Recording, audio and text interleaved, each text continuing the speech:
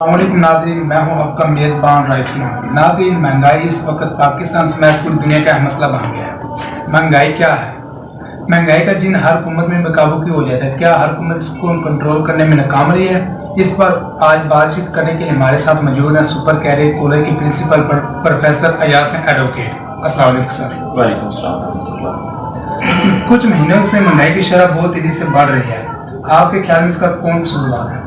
سب سے پہلے تو میں بات کروں گا کہ مہنگائی کہتے کسے ہیں۔ اشیاء کی قیمتوں کا بڑھ جانا اور ہماری پرچیزنگ پاور کم ہو جانا، یعنی کہ ہمارے پاس اتنے پیسے نہ ہوں کہ ان اشیاء کو خرید سکیں اور ہمارے پیسے کی قدر جو ہے وہ کم ہو جائے، اس کو مہنگائی کہتے ہیں۔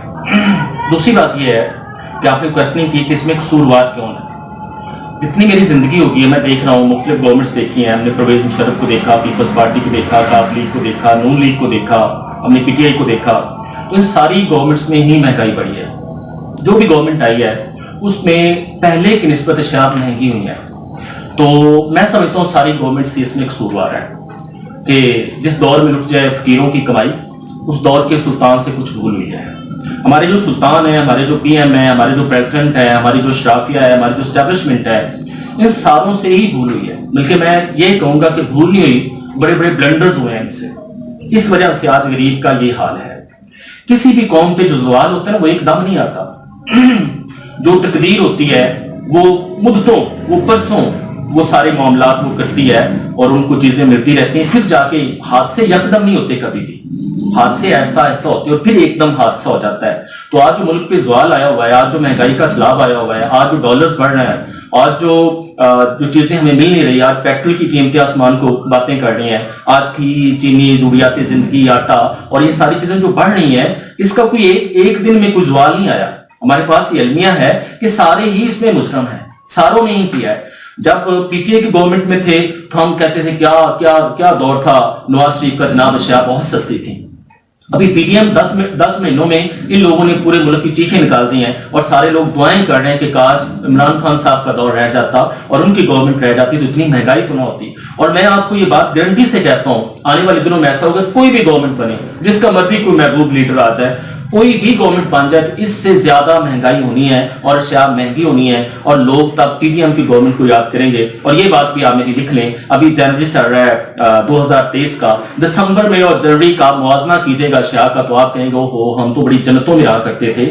تو میں یہی سمجھوں گا کہ اس میں گورنمنٹ ہی ذمہ دار ہے اور ساری گورنمنٹ ہی ذمہ دار ہے۔ یہ ہمارا مطلب ایسا ہم اپنے آپ کو دھوکہ دیتے ہیں کہ میاں دینارے بچن دے اور آئی آئی اور پی ٹی آئی اور پیپلز پارٹی اور روٹی کپڑا مکان سے تعلیم، ان میں سے غریب کا تو کوئی بھی نہیں سوچتا۔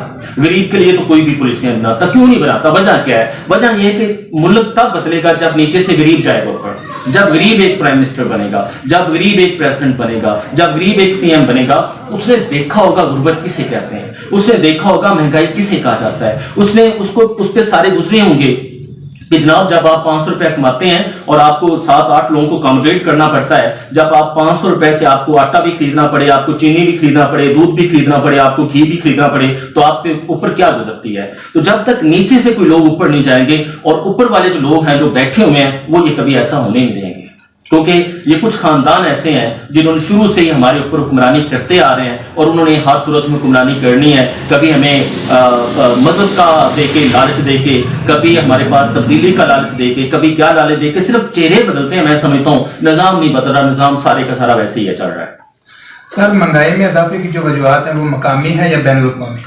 اس میں کہوں گا کہ کچھ انج بھی راواں اوکھیاں سن، کچھ گل وچ غم دا توق بھی سی، کچھ شہر کے لوگ بھی ظالم سن، کچھ سانو مرن دا شوق بھی سی۔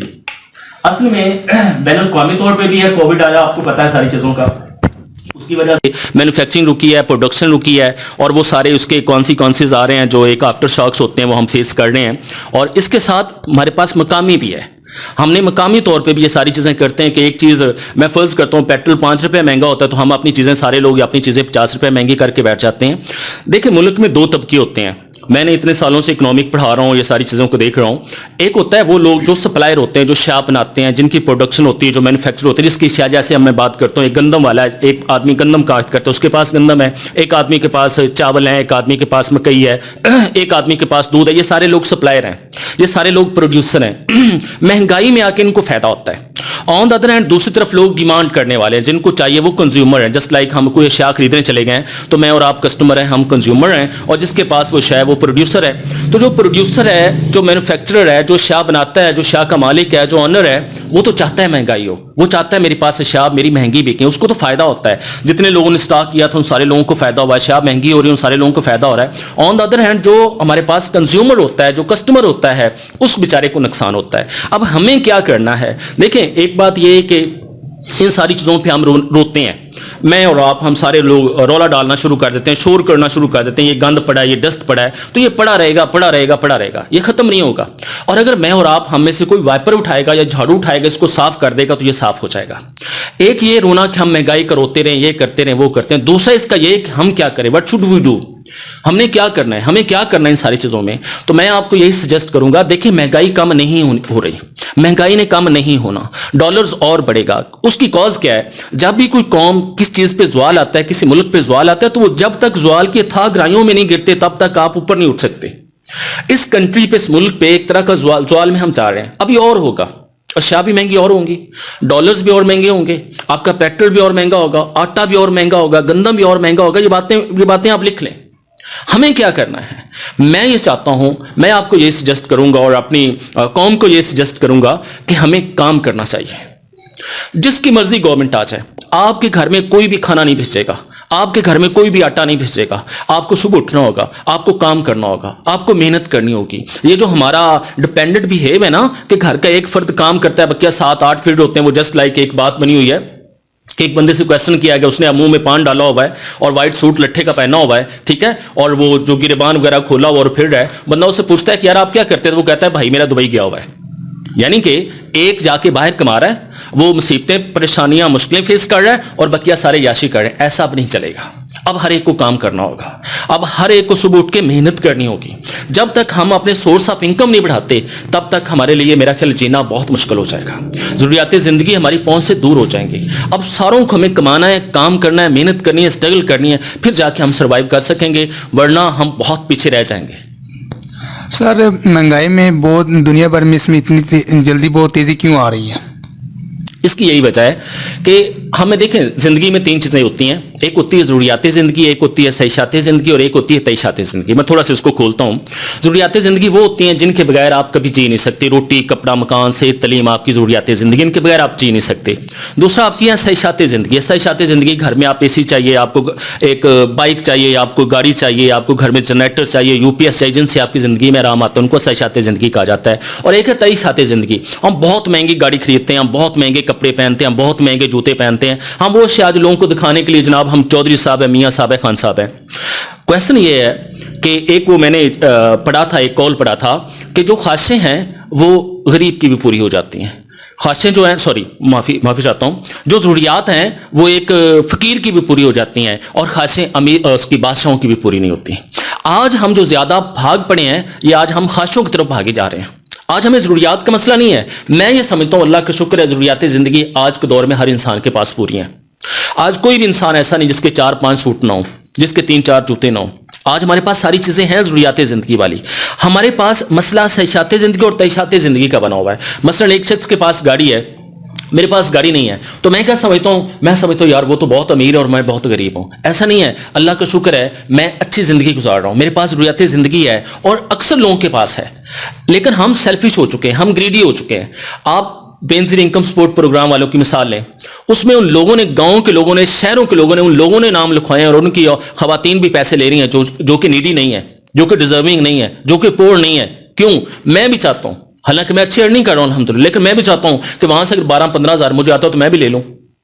میں نے بھی وہاں پہ اپلیکیشن دی ہوگی, میں نے وہاں پہ میسج کیا ہوگا کہ میں بھی ایسا ہوں. تو وہاں دیکھیں کہ بڑے بڑے جو آفیسر ہیں, جو سینٹ کے لوگ تھے, سینیٹر جو ہمارے تھے, ان کی جو مسز تھیں یا ان کے جو ریلیٹیو تھے, انہوں نے بے نظیر انکم سپورٹ پروگرام میں کیا ہوا تھا. آج ایک ابھی آٹے کے ٹرک لے آئیں اور وہاں پہ اعلان کروا دیں کہ سستا آٹا یہ غریبوں کے لیے, وہاں پہ دیکھیں کتنے لوگ چلے جائیں گے. تو معاملہ صرف یہ ہے کہ آج ہمیں صبر بھی نہیں رہا, شکر مہنگائی بھی ہے. میں ادھر تو بات کر نہیں رہا, میں کسی جماعت کو ڈیفینڈ نہیں کر رہا, نہ میں کسی جماعت کا کرندہ ہوں, نہ کہ کارکن ہوں, نہ میں اپنے نظریات اپنے سوچ کسی کی وجہ سے بیچوں گا, نہ میں کوئی کھانے کے لیے کسی انسان سے روٹی کھانے کے لیے اپنے نظریات بیچ دوں گا, ایسا نہیں ہے. لیکن یہ میرے نظریات ہیں, میرے اپنے سوچ ہے کہ آج اللہ پاک کا شکر ہے کہ اس نے ہماری ضروریات زندگی پورا کر دی, لیکن آج ہم اسیشات زندگی اور تعیشات زندگی کے لیے مارے پھر رہے ہیں. ہم ڈیمانڈ نہ کریں. میں فرض کرتا ہوں ایک دفعہ ایک لمحے کے لیے چکن مہنگا ہو گیا ہوا ہے تو ہم نہ کھائیں, کوئی فرض ہے ہم پہ چکن ہی کھانا ہے. اللہ پاک نے سبزیاں پیدا کی ہوئی ہیں, ہمارے پاس دالیں ہیں, ہم اس پہ کیوں نہیں سیٹسفائی ہوتے؟ ہم کیوں اس کے باوجود وہ 700-600 روپے کا بھی ہو جائے ہم کیوں بھاگ کے چکن کھاتے ہیں؟ ایک چیز مہنگی ہو جاتی ہے ہم اس کا بائیکاٹ کیوں نہیں کرتے؟ جب آپ اس کا بائیکاٹ کریں گے, جب آپ اس کی ڈیمانڈ نہیں کریں گے, آٹومیٹکلی طور پہ اس کی پرائس لیس ہو جائے گی, اس کی پرائسز نیچے آ جائیں گی. ہم بھی اس میں ذمہ دار ہیں. ہم شادیوں کو لے لیں, شادیوں کے وقت کیا ہوتا ہے جب ہم شادیاں کرتے ہیں وہاں پہ پیسے پھینک رہے ہوتے ہیں, تب ہم کیوں نہیں دیکھتے کہ مہنگائی ہے؟ تب ہر شادی پہ ہم نئے سوٹ کیوں لیتے ہیں؟ پرانے سوٹ سے بھی شادی تو ہو سکتی ہے, آپ شادی اٹینڈ کر سکتے ہیں, ایک ولیمہ اٹینڈ کر سکتے ہیں, آج 2-3 جوتوں پہ بھی گزارا ہو سکتا ہے. میں نے دیکھا ہمارے بڑوں کے پاس کیا ہوتا تھا, اب اپنے بڑوں سے بھی پوچھے گا, یہ سارا ایک کامن بات میں کر رہا ہوں, کیا ہوتا تھا 1-2 سوٹ ان کی زندگی میں ہوا کرتے تھے, ایک آدھے جوتے ان کے پاس ہوا کرتے تھے, ایک ٹائم کا کھانا وہ کھا کے بھی وہ شاکر اور صابر ہوا کرتے تھے. لیکن مہنگائی ہے, لیکن ہم بھی تو ڈیمانڈز کم کریں نا. سر مہنگائی میں اضافہ کب تک جاری رہے, کیا اس میں کوئی کمی کا امکان ہے یا نہیں؟ مہنگائی کے بارے میں یہ آتا ہے کہ مہنگائی روکی جا سکتی ہوتی, مہنگائی کم نہیں کی جا سکتی. میں فرض کرتا ہوں اس وقت جتنی اشیاء ہیں ان اشیاء کی قیمتیں یہاں پہ رک جائیں گی, یہ نہیں ہو سکتا کہ مہنگائی میں کمی آ جائے. اور میں یہ سمجھتا ہوں کہ آنے والے دن جو ہیں وہ ان دنوں سے اور زیادہ خطرناک ہوں, اللہ نہ کرے کبھی ایسا ہو, لیکن مجھے لگ رہا ہے کہ اور زیادہ مہنگائی ہوگی. ہم نے اپنے آپ کو ہمیں پریپیئر کرنا ہے, ہمیں اپنے آپ کو تیار کرنا ہے, ہم نے اپنی ایکسپینسز کو کٹ ڈاؤن کرنا ہے, ہمیں اپنے سورس آف انکم کو بڑھانا ہوگا, ہمیں اپنے بزنس کی طرف جانا ہوگا. ہم تھوڑے سے یہ بھی ہیں, ہم تھوڑے سے ہڈ آرام بھی ہیں, ہم کام نہیں کرنا چاہتے, ہم چاہتے ہیں ہمارے گھر میں ساری ضروریات زندگی ہو لیکن ہمیں کام نہ کرنا پڑے. تو جو لوگ کام کرنے والے ہیں نا ان کے لیے مہنگائی میں سمجھتا ہوں نہیں ہے. مہنگائی ان لوگوں کے لیے زیادہ ہے. میں معافی چاہتا ہوں میری بات کسی کو تکلیف لگے, لیکن میں آپ کو یہ ایک المیہ بیان کر رہا ہوں کہ اگر آپ نے کام ہی نہیں کرنا, اگر آپ نے سارا دن گپیں لگانی ہیں, آپ نے صبح سے لے کے شام تک دوستوں کے ساتھ جانا ہے, آپ نے انجوائے کرنا ہے, آپ نے کبھی ٹرپ پہ چلا جانا ہے, آپ نے کبھی ادھر جانا ہے کبھی ادھر جانا ہے, آپ نے کام کو ہاتھ لگانے کو تیار نہیں, کام کرو, اس کے بعد مہنگائی کا رونا روئیں, آپ کو یہ حق نہیں پہنچتا. پہلے اپنے حصے کا کام تو کر کے دکھائیں. تو میرا جو خیال ہے وہ مہنگائی مزید بڑھے گی, لیکن ہمیں اپنے شولڈرز کو مضبوط کرنا ہوگا. ہمیں گورنمنٹ سے امید نہیں رکھنی ہوگی. یہ گورنمنٹس ہمارے بارے میں نہیں اچھا سوچ سکتی, یہ ہمارے بارے میں نہیں اچھے فیصلے کر سکتی, یہ ایک غریب کو نہیں اکاموڈیٹ کر سکتی, یہ نہیں خیال رکھ سکتی. میں یہ لکھ دیتا ہوں بات, کوئی بھی گورنمنٹ آ جائے.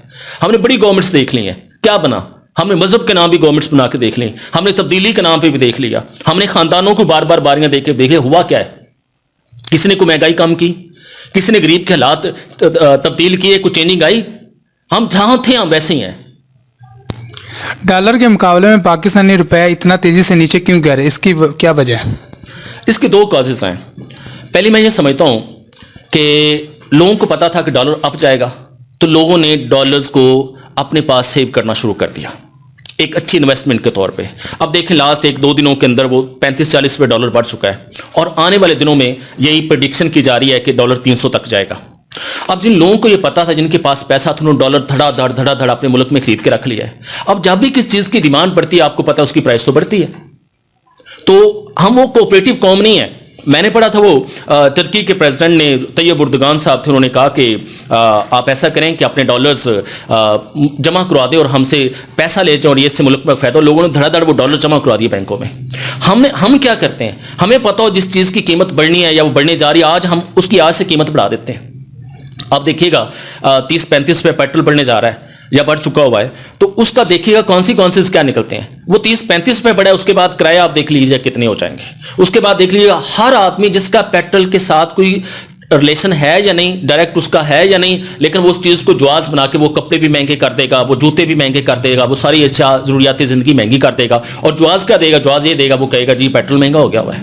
تو لوگوں کو جب یہ پتا چلا کہ ڈالر مہنگا ہونے جا رہا ہے, تو لوگوں نے ڈیمانڈ کر کے سارا اپنے, آج کل آپ دیکھیں نا پراپرٹی کا بزنس وہ سلیک جا رہا ہے. क्यों? लोगों ने प्रॉपर्टी में सारा पैसा निकाल के वो डॉलर्स पे लगा दिया। अब लोगों ने डॉलर धड़ाधड़ खरीद के अपने पास सेव किया, स्टॉक किया हुआ है, और डॉलर की जैसी प्राइस बढ़ेगी 300 पे जाएगा, लोग धड़ाधड़ उसको फरोख्त करके पैसे कमा लेंगे। तो ये इसकी कॉजेज है हमारे पास। महंगाई कंट्रोल करने में क्या हुकूमत बेबस हो चुकी है?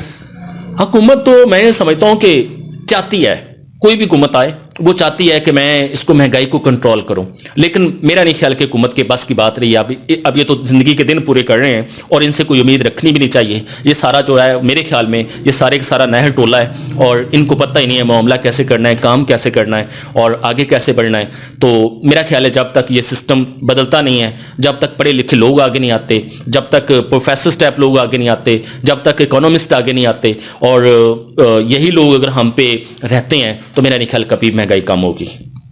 सर आपका बहुत शुक्रिया, आपने अपना कीमती वक्त दिया। नाज़रीन, इसी के साथ अपने मेज़बान राइसमान को दे इजाज़त। हम आपकी खिदमत में एक बार फिर हाज़िर होंगे। तब तक रखिएगा अपना ख्याल। अल्लाह निगहबान।